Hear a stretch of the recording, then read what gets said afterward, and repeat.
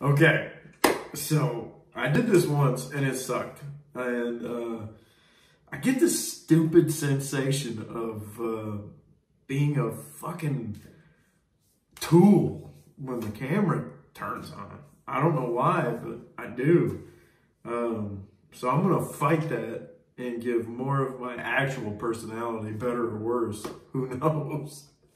But this is the whiskey glassware review. So I've got five. Got five reviews, or five glasses to review here, because they just kept coming up in my feed, you know. The very first glass I ever bought was the whiskey, right here. Sorry if it's dirty. Like I said, this is a reshoot. The whiskey, and I'm very pleased with that design. It's beautiful, it's eye-catching, and it's functional. It actually works. But you know, when you're bombarded with all this, oh, try this one, oh, this is the best, this is the most award-winning, whatever, you want to go with it. So the second purchase I got for the simple purpose of doing flights, for both, you know, just tasting new stuff, comparing and blind tastings, is the Libby, the Bourbon Trail, the official Kentucky Bourbon Trail glass, which I love this glass. This is probably my favorite glass. I mean, it's got a stem, so you can hold it. I mean, it's big, it's beautiful, it's got the tulip shape, it's comfortable to hold, and they're cheap. But, you know, you see everybody wielding the Glencairns. Oh, the product of Scotland. If it wasn't for Scotch whiskey, these glasses wouldn't exist. Bless the Scots for the Glencairn, for whiskey tasting and smelling and whatnot. I'm Scotch-Irish, so don't look over that. And furthermore, because of Jim McEwen, we have the normal. Yeah, we'll talk about that in a minute. But the most odd glass that just keeps coming back into my feed as the Rageaholic Alcoholic on Instagram, follow me if you don't care, is this ugly bastard. The neat glass. What? Yeah. I know the Whiskey Tribe calls everybody magnificent bastards, which the origin story of that is actually really cool. Hopefully they know it. And if they don't, but ugly bastards may be my handle. I might call all of you ugly bastards. I'm an ugly bastard. Why not? But this glass right here just intrigued me with its ugliness and all of its claims. So here is the 5 whiskey glass review in comparison. First up, we have the classic, the Glencairn. Tulip shape, beautiful, classic design. No, it's designed to nose whiskey more than it is to taste it, I think. It swirls beautifully and easily. It's got a nice ergonomic trapezoid shaped kind of handle or stem. But it does the job and it's beautiful and everybody uses it. This thing is familiar now.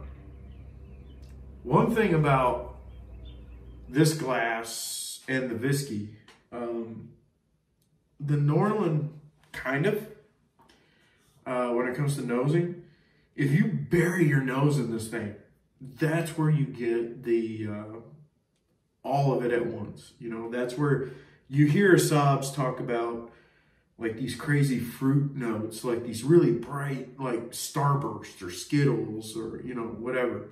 And I get that if I just bury my nose in this thing or the whiskey or even the Norland. If I get all of the aroma at once, that's when I get those really super bright, fruity, tropical fruit, just like candy notes, fruit candy notes. So that's pretty cool. The beauty about this is just its classic, you know, its classic design. To me, this says Art Deco or Art Deco, however you pronounce it. This thing is just timeless. It's classic. Everybody uses it. It works. It delivers the aroma straight on. It delivers a really beautiful sip. No air transfer when you're getting a sip from this glass, which is a problem when it comes to the Norland or the neat glass for me. This glass is just timeless beauty, and it's just whether you want to use it or not. As simple as it is. I mean, it's a beautiful glass and it works. Next is going to be its exact counterpart, the Whiskey.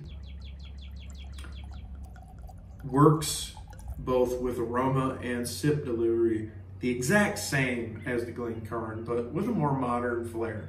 Instead of a tulip shape, it's more of a straight line, and it's equally as weighty. I mean, it has an equal amount of heft, it has an equal amount of aroma delivery, it has an equal sip. Really, the only difference is whether you like the modern look or you like the Art Deco look, or yeah, Art Deco. Yeah, so that's it. They both swirl the same. I mean, practically identical, other than the actual look. Both beautiful glasses. I really enjoy the Whiskey. I really enjoy the Whiskey. Okay, so next up, and these three are gonna kind of compare pretty similar, but I'll go with the hybrid at first. And what I mean by hybrid is, number one, it's a double wall. And number two, it acts as much like a wide mouth glass as it does a narrow mouth glass. Like the Whiskey and the Glencairns have a narrow mouth, and the Libby and the neat glass have a wide mouth. This glass acts just as much like the other as it does the one. And we're talking about the Norland. The Norland is an absolutely stunning, beautiful tasting glass. All these digital angles that the advertisements talk about, they really do play the light off of the Whiskey in a beautiful, beautiful way. I think you can only buy these in pairs, which is fantastic, because if you got day and night going on, or you got that Whiskey connoisseur over, you can impress them with the Norland. Now, I know what it looks like. It looks like this rim has gold leaf, but it doesn't. You'll notice that in pictures. It looks like the rim has gold leaf, but it doesn't. That's just the way the light plays off of the Whiskey.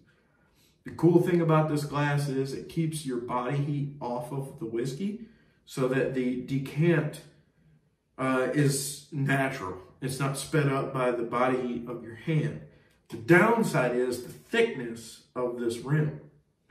The thickness of that rim, for me, when I'm taking sips, I incorporate a whole lot more air than I really want to in the sip. And that's my only con to this glass.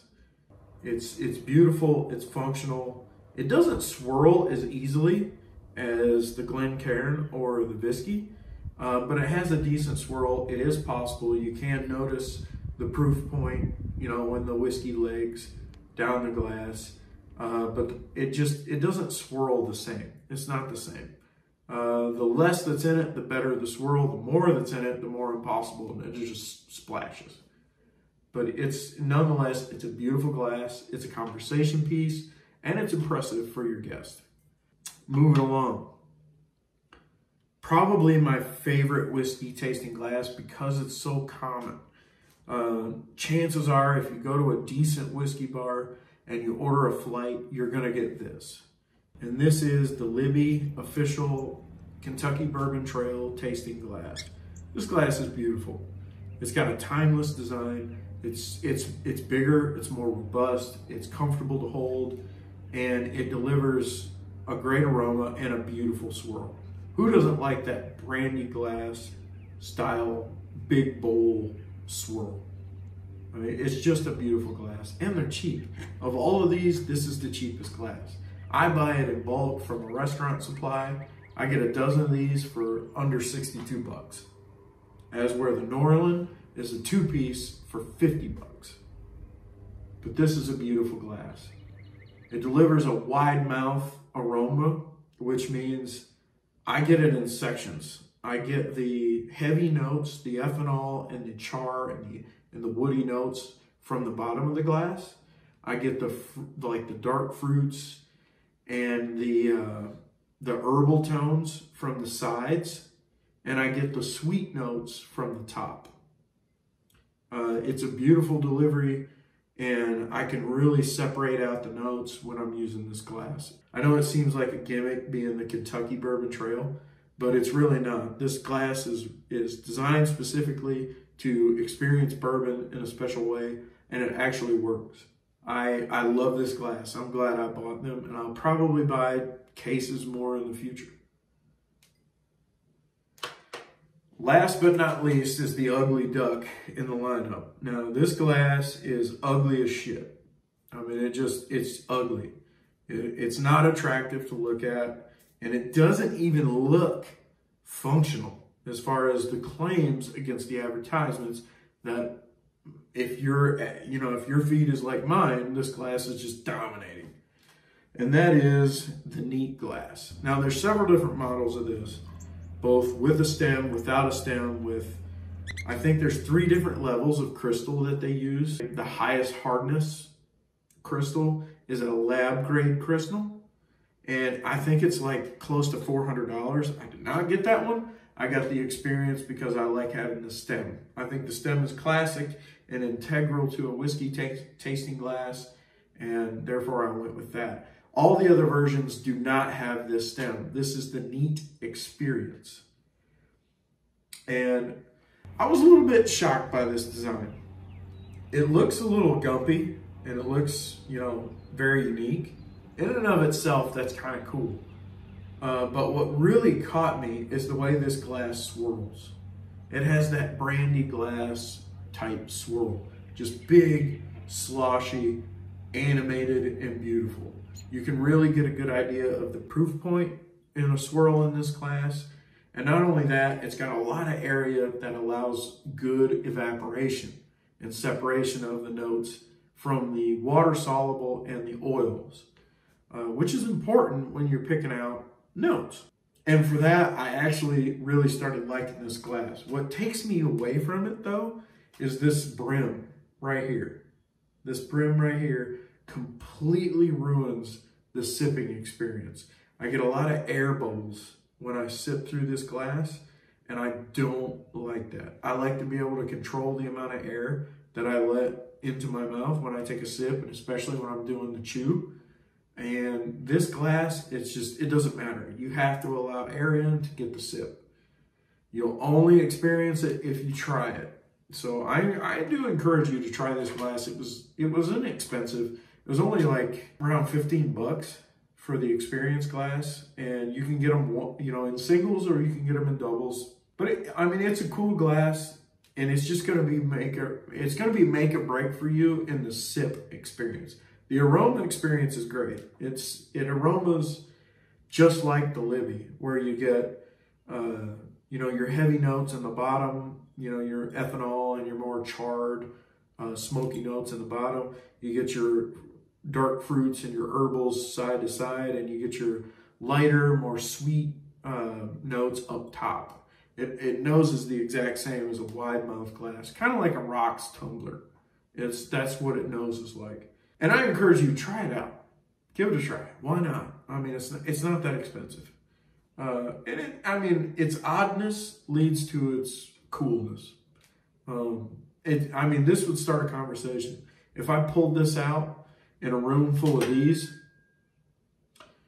people are going to be like, what is that? And then you get to impress people with your bullshit. When it comes to drinking whiskey, you're drinking whiskey. How particular you are. I like a very clean, no air sip. And the aroma delivery, I get either way out of the same. I can pick my aromas out, no problem. If you're more, if you have a harder time picking out aroma, I suggest going with a wide mouth glass like the Neat or the Libby. That way you can go top, bottom, left, right, and really notice the difference in them. But if you're more experienced, like if you have an easier time picking out the aromas, by all means, the smaller mouth glasses like the Visky or the Glencairn are for you, for sure. For me, being new on whiskey tube, I kind of want to be a little bit different. So to me, the choice is going between these two. And I'd probably use either one about equally as much. Real quick, I know you see a whiskey sloshing around in this glass, and I want to point out what it is. I chose a rye because ryes are very aromatic and awesome. So I chose Rare Breed Rye. I'm really proud of this. I picked this up on an actual Friday. So I got it, and it was over MSRP. I tatered it.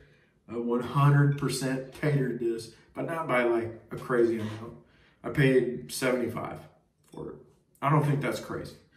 I'm pretty sure in my area, Rare Breed Bourbon is $70. So $5 more for the rye, I'll pay that. I'm not ashamed of it. So anyway, there you have it. The 5 whiskey glasses that are dominating my internet social media feed. One thing I want to announce that I messed up and I ordered too many of these, and via an accident, I'm going to do a neat glass giveaway. So here's the criteria. Comment on the YouTube video. I'm going to give it a number from 1 to whatever. Whatever you comment, that's your number. And I will choose a number at random, and you get this glass for free. No shipping, no big deal. I'll send it to you so you can use it, check it out, whatever. So definitely hit me in the comments. So I think from now on, I'm going to have 3 stiff drinks before I even start. So either way, you know what? Because this video, Rare Breed Rye, got a glass. Decent amount of ethanol. It's not the highest proof, but it's not bad. You get the sense that it's over 100 proof. And this one is barrel proof at 112.2. And it's there. That's off the bottom of the glass. A little bit of oak char right there with it, but ethanol overpowers. Let's go side to side. Okay. I'm getting rye sweetness and some, a little bit of dark fruit, not much, kind of a faint aroma of raisin in there. And off the top is, and the best way I can describe this is like sugar-coated flowers. I mean, it's just like a really sweet, really light, pleasant floral aroma. And to me, that's pretty characteristic of a fantastic rye. Let's take a sip.